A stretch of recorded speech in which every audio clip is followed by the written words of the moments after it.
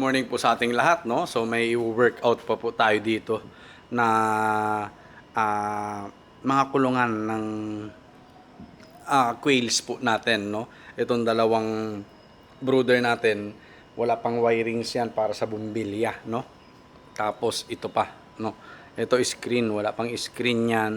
Yan. Konti na lang naman na yan, yung ganitong screen. Ayan po nakikita nyo. Galvanized, no? Na screen. Ang bibilin po natin. And then, trapal. Sa ibabaw, trapal na lang po yan. Para wala na tayong hirap-hirap na mag-ano-ano, no? Tawag dito. Maglalagay ng screen, cable tie, no? Minsanan ng bili natin.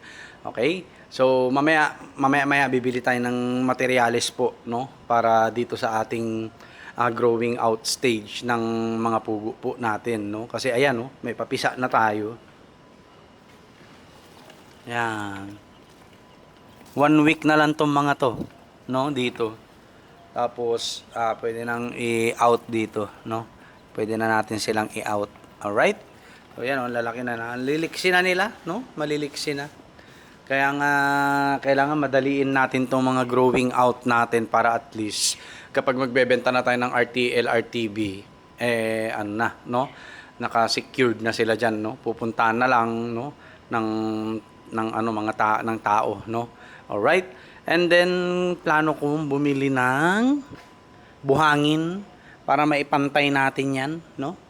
Buhangin po ang bibili natin para maipantay. Yan, pantay-pantay dapat yan. Para at least, hindi sila mahirapang uminom, no? Hindi sila mahirapang kumain, okay? Yun po ang gagawin natin, no? Screen, buhangin, tsaka trapal. Yun po ang bibilihin natin, no? Tapos plan ko na rin pong ilipat itong mga breeders natin. Ito po yung mga breeders natin, no? Napugo. O, di ba? Ayan. Diyan na po galing yung mga sisiw natin sa mga itlog nila, no? Ayan, no? Sana, no? Palari na tayo sa buhay. Ayan, yan yung mga yan. Bali 8 to 12 months lang ang production nila, no?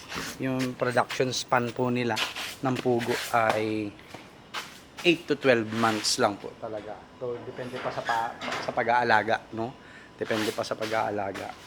So kailangan maalagaan natin yung mga breeders po natin para at least tumagal ng 1 taon, no?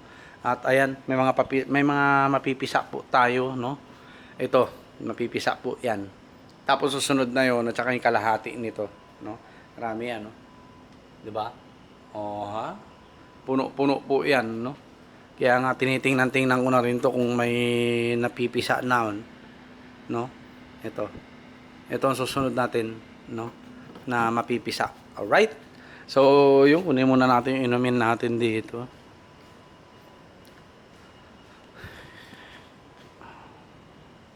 Ayan, no? Mamaya na. So, yun po ang gagawin natin ngayong umaga. Ngayong maghapon. Para at least umuusad naman tayo, no? Para at least, okay na. Pwede na nating lamanan ng pugo yan. Okay? So, may magtatanong sa inyo kung may pambenta tayong itlog ng pugo. Meron po, no? Meron tayong pambenta na itlog ng pugo. Ayan. Alright? Yan. Pang-konsumo po yan, no? Tapos kung gusto niyo pong fertile eggs, meron rin po tayo yan. Mga piling-pili na po yan, no? Piling-pili po talaga. Etong mga to, ba't dito to? Alright? So, yun lang po. God bless po sa ating lahat. Yun ang mga gagawin natin maghapon. Sana matapos natin, no? At samahan nyo po ako sa mga updates natin dito sa yard, no? Para at least, masuportahan nyo rin po ako kahit papaano sa mga contents natin, no? At saka sa market natin ng quail eggs. Yan, no? So, maraming salamat po sa mga viewers, followers, subscribers. Dumami na po subscribers natin sa YouTube. Salamat po, no? Thank you. And God bless po sa ating lahat.